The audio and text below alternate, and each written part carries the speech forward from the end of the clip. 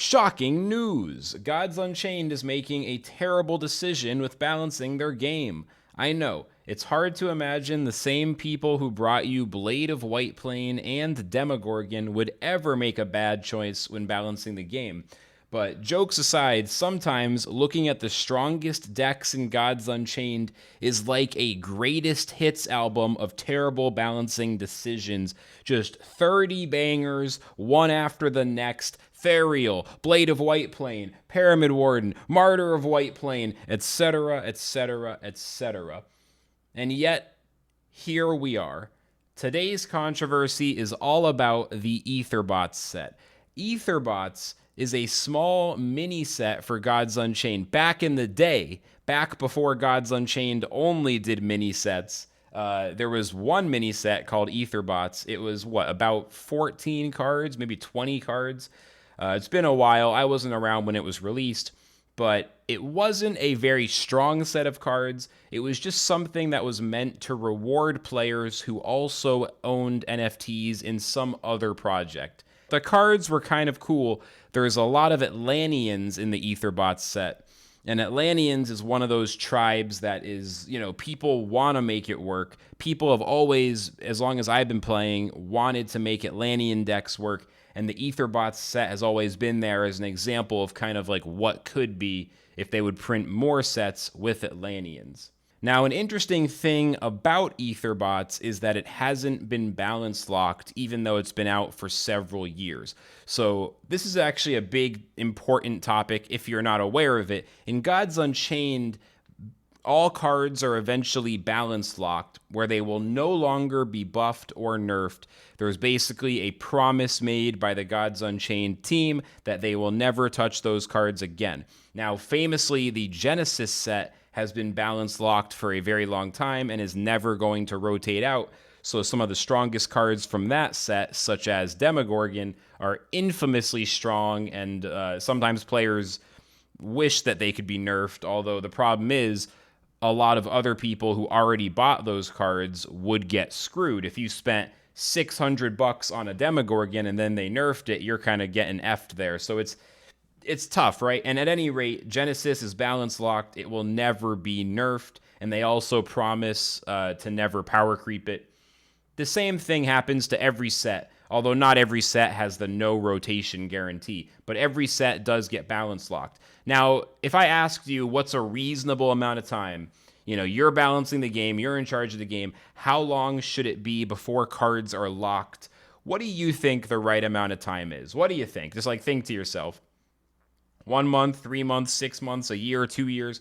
I'd say 4 to 5 to 6 months of the full player base playing the card, giving feedback.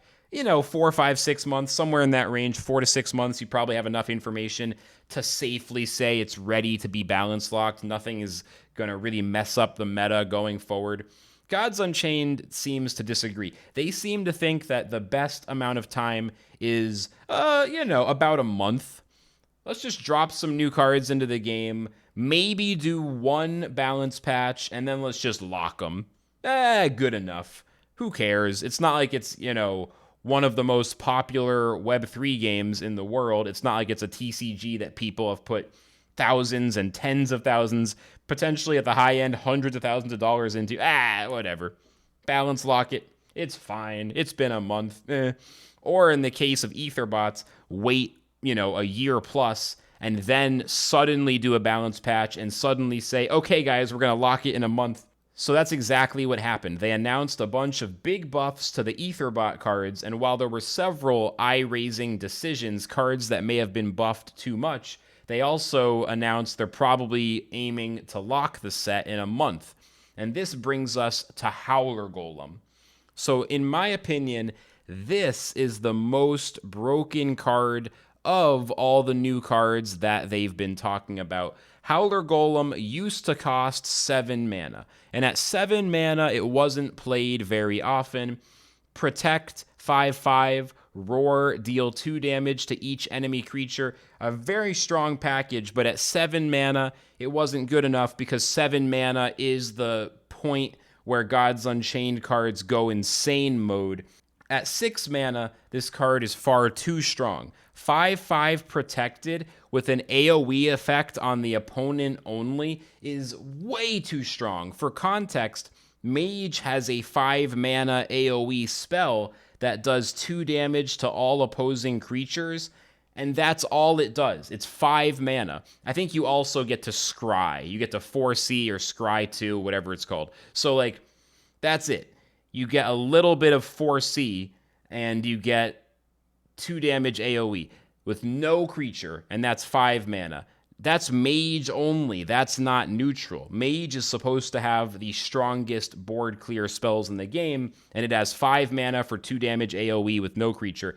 Howler Golem, with no downside, is a 6 mana 2 damage AoE with a 5/5 protected body and Atlantean Tribe, which means you can give it other buffs using the tribal synergies. It is way too strong at 6 mana. It just doesn't make any sense. Now, I'm not the only one who thinks this. Other people have said the same.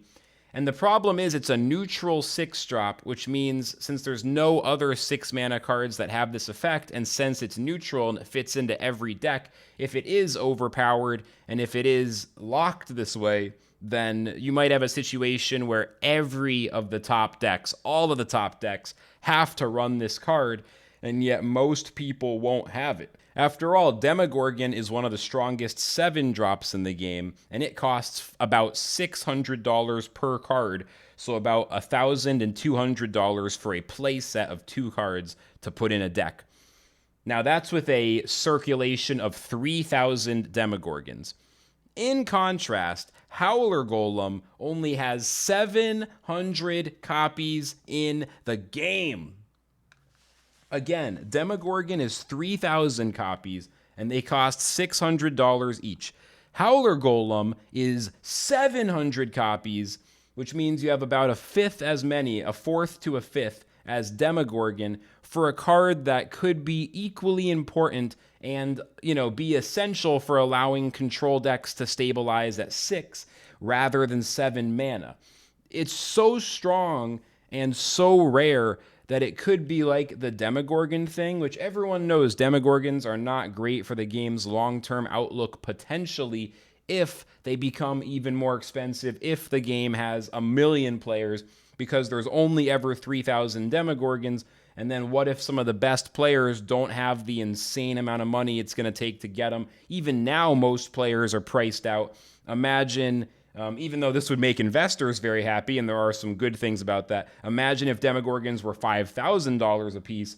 Now there's really no reasonable path for an ambitious young player without a lot of money to get access to that card. It becomes a very, financially driven system of who can afford the best stuff. Howler Golem at 700 circulation is like that, but even worse. It would be bad now, possibly even worse in the future. And if you don't believe me, then don't take my word for it. Take one of the most popular, maybe the most popular content creators in Gods Unchained. Let's listen to what Copper Pitch has to say. Copper Pitch is a nice guy. He's known for his soothing voice. He talks real close to the mic with the soft, ASMR kind of voice like this, and his voice is much smoother than I can't even imitate it. And everyone loves him. So when he comes out, guns blazing, it's worth noticing, right? He was mad. Copper Pitch, usually not a man known for being mad. He was mad. Here's what Copper Pitch said. This balance update is dangerous for the game. Destroyed Magic Missile Launcher instead of nerfing it. So Magic Missile Launcher was a strong card that got nerfed. Different topic. But then simultaneously buffed 2 other cards, especially Howler Golem, to crazy OP territory, and there are 600 copies. No one thinks this is good. Everyone has wanted an Atlantean Tribe set for the longest time. This will enable 50 people to play Atlanteans, and that's it, because the cards are so rare. And Howler Golem has a 5/5 protected for 6 mana, and it also does 2 damage to all other creatures. And it's an Atlantean? That's wild. And then he talks about another card, Firewall. Firewall is a 1/9 frontline Atlantean. It's trivial to give all other Atlanteans ward and protected repeatedly. And the new set of cards that set strength equals health, making this a 9/9 with ward and protected. Not as busted as Howler Golem, as it requires some synergy, but with so few copies out there, this will unbalance the game in a major way. Also, these cards being strong means every future set needs to be designed with these in mind, that 50 people out there have extra Atlanteans, and that some are at crazy power levels. Please undo this. Signed, the entire Gods Unchained community. I completely agree. I completely agree. For those who are curious, here's the other card he was talking about, so you can visualize it. This is Firewall, and this one I'm not going to talk as much about. I don't think it's nearly as problematic as Howler Golem, but this is a card with 2,500 in circulation, and it used to be 1 attack, 5 health. They buffed it really hard to 1 attack and 9 health. I just think at 9 health, at 4 mana, this is another neutral card. It's going to be, it really shuts down a lot of the budget aggro decks, and it could turn into just another expensive cards that makes it easier for pay-to-win players to clown on new players. But I don't know if it's really going to make the meta better. I think people with expensive decks can just destroy this using their Blades of White Plane, and it's mostly the budget players who suffer. So Firewall also not an amazing design. I think Howler Golem is much, much more of a problem, though. This needs to be sent right back to 7 mana, or just like given a completely different roar, or like something needs to be changed. I think this is a much bigger problem, because this is a very unique, very specific AoE neutral creature thing that's just super strong. I do think they could also consider nerfing Firewall, take it down to like 7 health or something. 9 health seems really insane. But overall, above all, don't balance lock the set in a month. They're talking about locking this into place for all time in a month. Don't do that.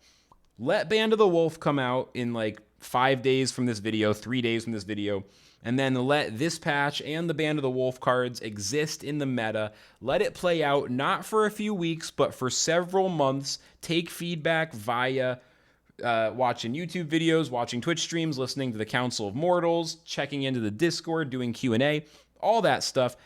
And don't balance lock it until you've had enough patches that the community is reasonably happy, that the win rates look good, and that you don't have excessively rare neutral cards that are essential for high-level play. In my opinion, rare cards should have fun effects that are like B, B-, maybe B+ strength level. The rarest cards should be fun and wacky and unusual, and occasionally perhaps they can be strong for one class, but you really should not ever, ever, ever have A+, S tier strength, rare as hell, like only 1,000 exist type of cards. It's just bad for everybody. It's bad for the game. There's already enough collector's items. If you want to like hold the rarest stuff in the game, go buy diamond Genesis cards, gold Genesis cards, hold some extra Demogorgons or whatever the stuff that's already there. But we should not be introducing new ultra rare S tier cards, especially not neutral ones. So please don't do this, Gods Unchained. Just don't. Just don't. Nerf Howler Golem. Do it. Please. Okay, that's all I got to say. Thanks, guys. Until next time. Peace.